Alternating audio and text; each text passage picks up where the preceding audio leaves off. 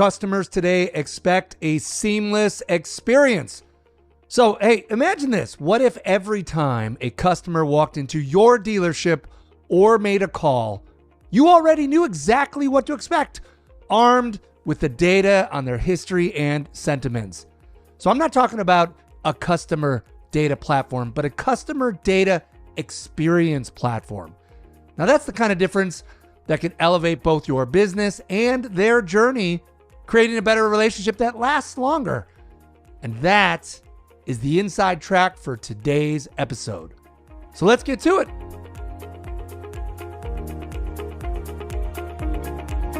Hello and welcome back to another episode of the Inside Track presented by CallRevu. My name is Eric Glass. I am the Associate Vice President of Product Marketing here. My co-host Kurt is traveling today, so he's not going to join us, but that's okay. We will try to endeavor to make it through one of these without Kurt and his energy. But I am joined today by two phenomenal guests, Seth Parker, the Associate Vice President of Product here at CallRevu, and then Eliav Moshe, the president, the Chief Product Officer and co-founder of FullPath. See, we got through that. We did okay. Gentlemen, welcome to the show. How are you both? Doing good. Good to be here, Eric. Awesome. So, Eliav, did you make it to NADA this year? Barely, but we made it. It was quite a trip. We actually were traveling from across Atlantic, coming from Israel through JFK, and then like everything went nuts. But you made it. We made it. Actually, when we ended up driving from Houston 9 hours in a car. Wow. In a Wagoneer. So, actually a nice feature came out of it. It took you 9 hours to get there from Houston.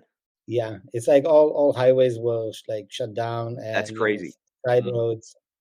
Because I ended up driving from Austin and it took me about 8 hours to get here. But I know all the I'm very Texan, so I know all the country back roads. So I avoided I-10 the entire way and went up north and weaved through. I probably should not have been driving at 3 a.m. in the pitch black Texas north. But anyway, that's all right.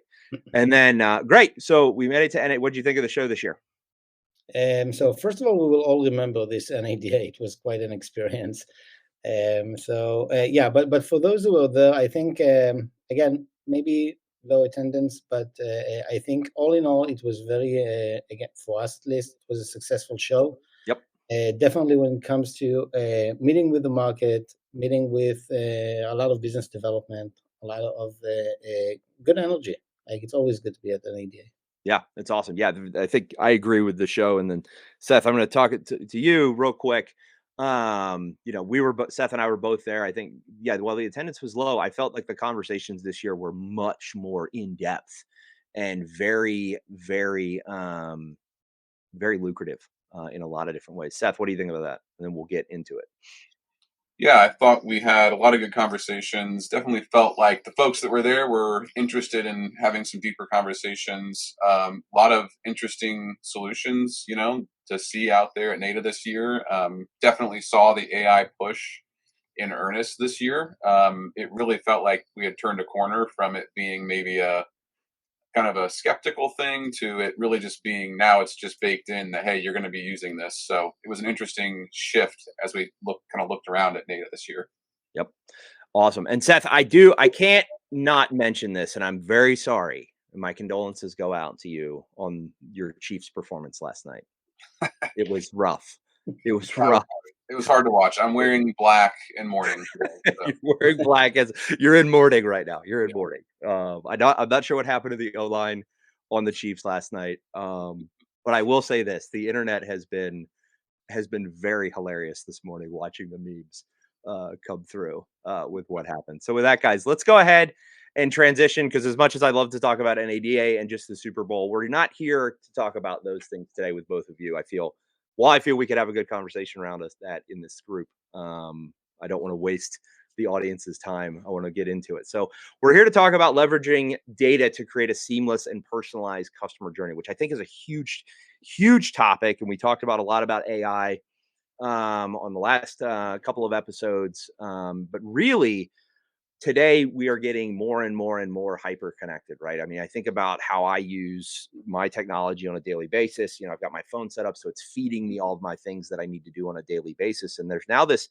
expectation that everything is going to be seamless and personalized almost at every touch point, right? And we flip that on its ear a little bit and focus specifically on our industry and how we can harness that power to meet these expectations. That's really what we're here to talk about today.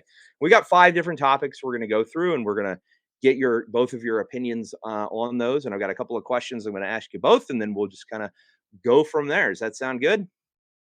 Let's roll. Perfect. All right. So firstly, we're going to talk about the power of the data in automotive, right? And we hear a lot about data being key to a better customer experience. And I feel like, and I've been doing this now in the demand generation marketing space. I've been in the space for 20 years, not from the automotive industry. And anyway, and I remember the beats that we took, right? There was a time period before things we take for granted, the Eloquas and the Marketos and the Salesforce marketing clouds and stuff like that. They didn't exist, right? So it was all just buying lists and emailing lists, and then Web 2.0, right? I've lived through all those eras, and I see, yeah, you're nodding your head. You remember the days before we had all this automation, and it was great. Yeah. But what is all of this data? How is it key to a better customer experience, and what does it really mean for dealerships? Let's start there. So Eliav, I'll start with you. Yeah. So the saying, data is king. And I think that now in the era of AI, we feel it even more strongly. So I would say that your AI is as good as your data. Yep. So anyone who's looking to create coherent experience, customer experience, anyone who's looking to improve their marketing, improve their funnels, anyone who's basically looking to compete these days needs to first establish a good solid data layer, because this is a foundation. It's a foundation almost to any activity that the dealership is doing. So aggregating your data into one place, not have it siloed. Make sure that you connect everything. Make sure that you clean it, enrich it, keep it fresh, ongoing. And we'll touch probably later on APIs and integrations. But again, this is a foundation. This is the starting point for any dealerships who would like to do any activity with their customers. It starts from getting your data right. Yep, agreed. Seth. Yeah, I think a lot of what Eliav said makes a ton of sense and resonates a lot with what we've seen, at CallRevu. Particularly just that idea that your AI implementations, however those look and whatever those are only going to be as good as the data you're able to supply. We're kind of in that maybe early stage still with AI where it's kind of handling basic things that don't require as much knowledge or background on the customer. But I think especially as we move into the next cycle of use cases, you're going to see it be really critical for AI to have context on what the customer has done with your dealership previously, what they've communicated about, where they, how are they interacting with your marketing or your website, et cetera. And so solutions that help bring that together and make that possible are really important. So both of what you both said brings an old adage from the video production world, right? That I think about when filming content, which is garbage in, garbage out, right? So I think that sums up what it is nicely. And we roll in and we think about how we can get around some of these challenges. And I don't want to dive too many into, because I think the biggest point is from the one of the biggest mistakes a dealership can make, Eliav, you said it very eloquently, you have to make sure your data is all in order, right? If your house is out of order and you go and throw AI on top of it, the AI is not going to know what to do. It's not going to understand that. And I think both of us, both CallRevu and FullPath, do a very bang up job of us on the front end, making sure that call data is there, but then you guys looking down at the lower level and making sure all of that customer, it's one customer, right? It's consolidated, and what that one customer is across the board. So moving in kind of to the next subject, I want to spend a little bit of time here, right? Dealerships are not Amazon, We know that they're not any online. So, what are some realistic ways that dealers can really start understanding these interactions and personalizing without overcomplicating too much on what they're doing, and maybe some quick wins or low hanging fruit that they can look at? Yeah, so I would say, first of all, choose carefully your partners. I think again, being in the industry, serving dealers for quite some time, we know that there are quite a lot of vendors, providers that provide the services. You would like to make sure, again, coming from the understanding that data is an infrastructure, it's a foundation. You would like to make sure that at least you get that right. So you want to aggregate your data. You want to work with vendors that can contribute to your data layer. You want to work with vendors that can be integrated and leverage the data that you have collected and invested on. So again, like mentioning here, the partnership, the integration that we both did on between FullPath and CallRevu, the ability to take any vendor and think about that vendor not just on the activation, but actually as someone who can contribute to the data layer. This is something that is very, very, very important. We can also mention here the activation. Like you would like to make sure that you're capitalizing. You're not just aggregating data. Mhm. Seth, what about you? Yeah, I mean, I think kind of echoing what we were just talking about there, I think it's really important to bring your data together, right? It's really hard to personalize things if you are looking at data points in separate systems that are all kind of siloed from each other.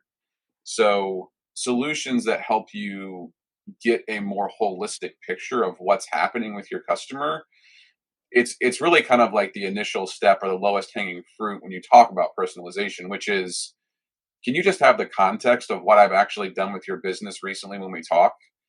That's the foundational layer that is still a lot of dealerships haven't even quite reached that yet, right? Where one person from the dealership interacts with the customer and then a different person interacts, and it's clear the left hand and the right hand maybe don't fully know what the other one is doing. And so just getting to that first step of, hey, when I talk to you as a customer, I understand the context of what you've been doing with my business, how you've interacted with us, and I don't come off sounding like I'm repeating something or asking a question that's already been answered.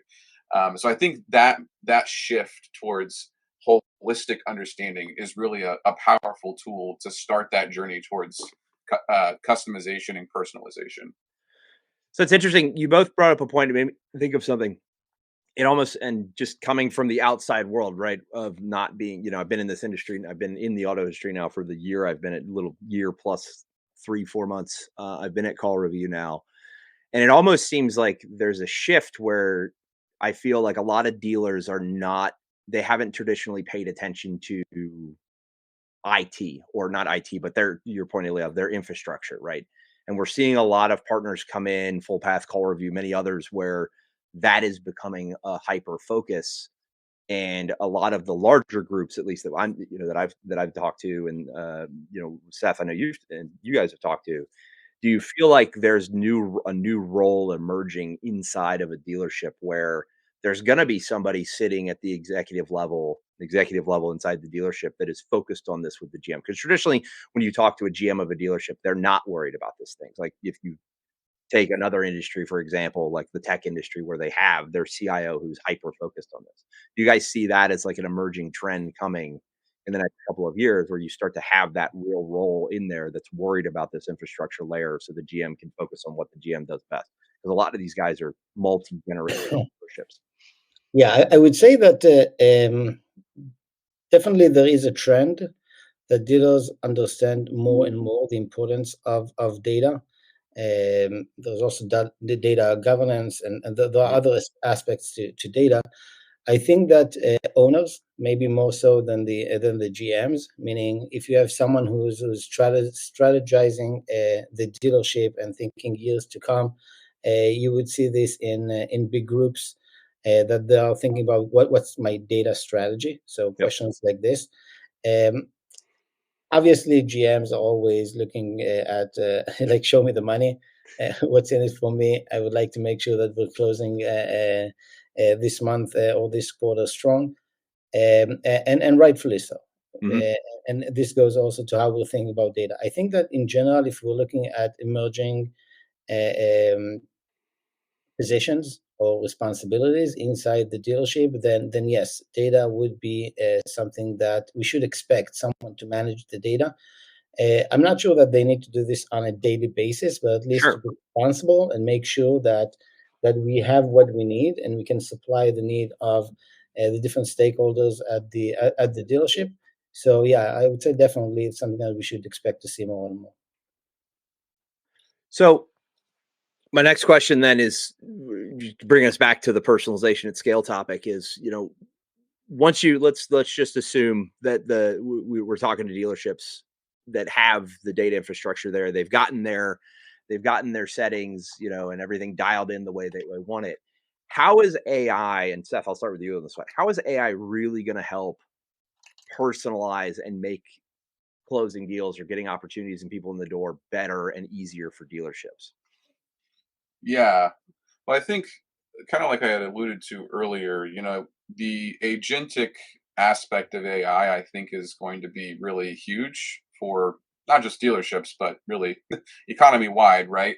But in the dealership world, this initial layer of AI interactions is really focused on, particularly when it comes to the phones. How do you get somebody just to pick up the phone, get an AI to answer the phone so that you have a better experience of not just sitting on hold or waiting while the phone rings for 10 minutes and then hanging up, right? And enabling AI to kind of help perform maybe some basic tasks, answer some questions. That's all kind of like where we're at now. The future, I think, is going to be that you have agents that are empowered again with that holistic understanding of the customer, where they're at in the journey, where they're at in their life cycle of buying, where have they been interacting with your business, whether that's digitally or in person, right? And being able to then leverage that data to interact with the customer and help guide them through the buying process in meaningful ways. Mhm.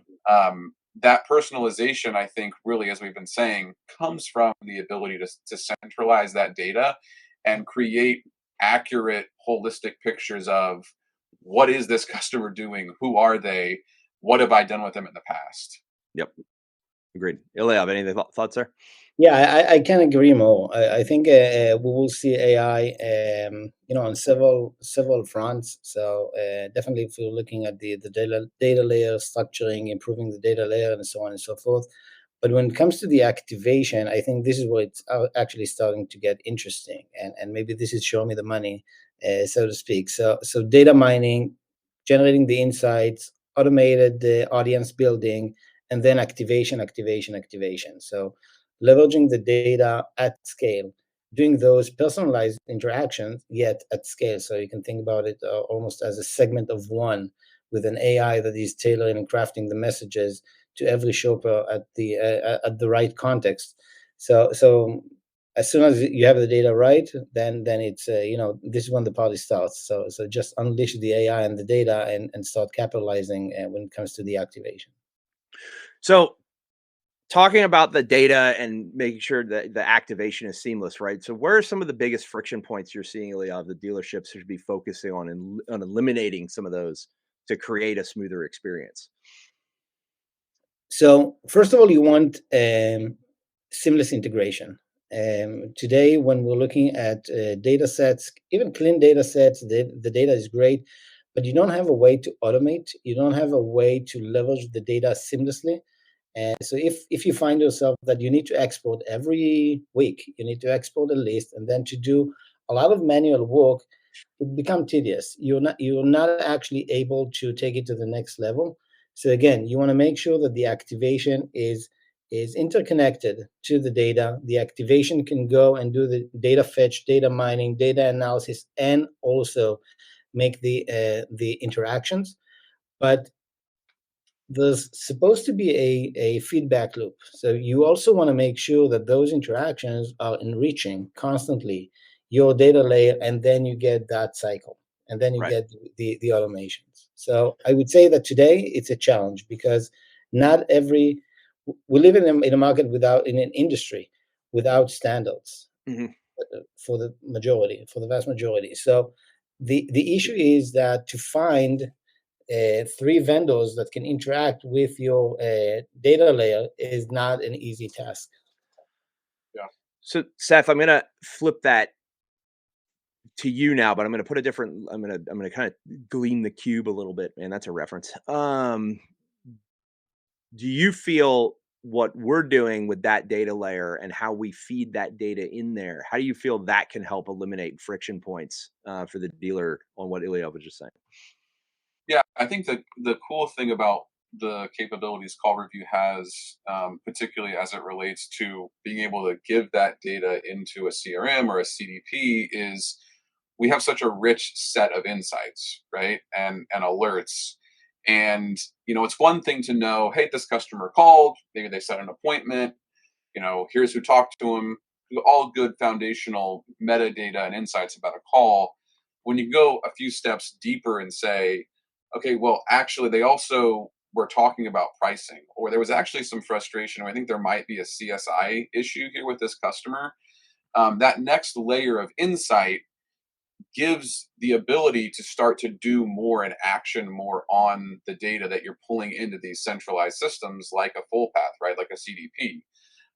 So that richness of data, I think, actually helps you open up and unlock additional use cases that you can't necessarily achieve with just a real basic level of insights on something like call tracking, as an example. Yeah, I would even expand on this. If you're thinking how dealerships are today leveraging the integration between CallRevu and Full Path, so a dealer can, based on the call tracking, get a lot of data input into the CDP, and then because you have your marketing automation connected to the CDP, all of a sudden you're getting an email that is relevant to the phone call that you just had, or maybe you're being opted out of an email campaign because you just said or indicated that you're not in market in the conversation. So again, you get that everything is connected. So you get that influence, and again, everything should happen seamlessly. You don't need to go and add this shopper specifically after the phone call to a bucket list. Oh, right. Well, no, yeah, and that. Oh, go ahead, Seth. I was going to say, it all kind of goes back to what we were saying, just about, hey, when you're talking to me as a customer, make it seem like you actually know me, right? And that data being there, to your point, Eliav, being able to action on it, right, and affect what communications you do get or maybe don't get, that starts to make it feel a lot more like a seamless process, and like, hey, you actually know me as a customer, and I'm not just, let's be honest, another number in your system, and you're just kind of blasting me with different communications that maybe don't actually relate to me or pertain to me and where I'm at in my buying journey. So that's interesting, Seth, and that rolls me into my next question. How do you feel, and Eliav, I'll come to you with this as well. How do you feel customer expectations are going to evolve over the next few years? And, what's going to separate the dealerships that win from those that struggle? I would say that those dealers who are able to connect all the dots will get the will probably stay. It's more than just getting the edge. I think it's a requirement. Meaning our customers are expecting, car shoppers are expecting that level of service. I'm expecting that if I talked with the car dealership, and it doesn't matter if I spoke with them over chat or if it was over the phone or if I was present at the store, I do expect the dealership to recognize me and not to start the conversation at every touch point from the beginning. So dealerships who will get to that point that they're able to connect all the dots and then leverage it on all fronts to give that shopper experience, obviously will get the edge. Yeah, I think that's a huge play. Seth, you got anything to add there? No, I think specifically if you think about interactions via telephone, which really are some of the lowest in the funnel, on average, right? It's one of the last touch points you'll have with the customer before they come in or before they actually purchase. So it's usually low in the funnel. I think there's going to be an increasing expectation that I don't have to wait around to get an answer. I can get to somebody, or I can get to a powerful AI that can help me with something, or get me to the next step in the buying journey. And the expectation, I think, will definitely lean towards dealerships that can adopt that stuff, and just ensure that getting a hold of a dealership through the phone is a easy, seamless process, which today it isn't always. So I think, to the point of who will win, I think it's going to be, one of the aspects will be dealers that can adopt that kind of framework and experience on the phones are going to definitely be more likely to win the market. Yeah, I think that goes back to the opening comment, right? Is making sure right now that your data layer is where you need it, and you have one single source of truth that is pulling everything to drive that. So I know we only got a couple minutes left here, so a couple more questions for you both, and then we'll get it wrapped up. So we know there's a ton of data, right? They have, in some cases, I've talked to a dealership at NADA who he feels like they felt like there's just too much data. They don't know what to do with it. And so they end up sitting on the reports instead of actually using those to drive change. So how do you guys both think that dealerships can use what they're seeing in the data to actually move and institute change? And then if they were gonna focus on one key metric right now, in y'all's opinion, what should it be? I would say, as a rule of thumb, don't connect data if you're not going to use it. Meaning, make sure that your data is actually actionable, and you can, meaning, anticipate the action before you make the connection. Don't invest just for the sake of investing. We're not in the BI business, or at least the dealership is not in the BI business. They're not excited about data for the sake of data. They're not data scientists. They're looking to drive sales. They're looking to get service hours. They're looking to drive business. And I think, in that sense, making sure that action comes first, and then everything serves that. So I would mostly focus on how can data be translated into marketing activities, which will result then in leads and sales, obviously. Yep. I love that. Translate data. Yeah, I think that, there's a limit to Eliav's point of what is worth investing in if you're not going to be able to take action on it. Right. There are, there's tools out there that, even without going into crazy levels of data integration, can still provide value. What comes to mind for me is the level of alerting capabilities that CallRevu can provide. Gives you the ability as a dealer to really jump in and understand, hey, this last conversation that happened on the phone, here's an issue here. I need to jump in here and get involved in this way. But over time, I think being able to leverage, like we've kind of talked about, that level of insight, those kind of alerts, on top of the other rich data that exists in a CDP, that's where some really cool stuff can happen. Because then you're informing an alert on, hey, you should go take action, not just on this one conversation, but the context of maybe the last 5 conversations, right? So there's some really exciting possibilities there as we move forward. And then you're not just to round that point off, Seth. I think it's interesting is we're moving into an era of where sales and marketing are traditionally reactive, right? To where now we're starting to be able to anticipate the need of the buyer before the buyer even asks for it. And really create a customer experience that is next level, where you've got all this data, it's informed you on the last 15 conversations or whatever it is. You have a single record of this customer's interaction with your dealership all across the board. And now to your point earlier, Seth, whether you know exactly where they are in the buyer journey, you've been fed the data, and now you know what they need before they even ask for it. You can create a wow experience for them and really make that impression where it gets them through the door and ultimately putting the signature on the line and driving off your lot, which I think that's the most exciting part of it for me. So with that, moving into our last couple of questions here for you both. We talked a lot about data and some of the AI stuff, but where do you guys see emerging trend that you think will have the biggest impact on the data in the next few years? And I know AI is the big focus right now, when we look at both of our customer bases and things like that. But beyond that and beyond the data, what do you guys think is coming around the pipe? I would say Gen AI is definitely one of the highlights. So we're starting to see solutions that are based on the next generation of AI. Gen AI, generative. I think that this allows us to not only take an action, but also drive the action or orchestrate the journey. Mhm. So, like you said, we have so much data, so we can not just be reactive; we can be proactive. We can know and design the flow of the shopper even before the shopper knows it. So again, there are so many tools, and I think that Gen AI has so many aspects, and the utilities that we can develop using this technology is, again, we didn't even scratch the surface with this technology. Yeah, I think there's obviously, if you look down the road long term, there's definitely the possibility of automating a lot of tasks and use cases within a dealership with, agentic AI.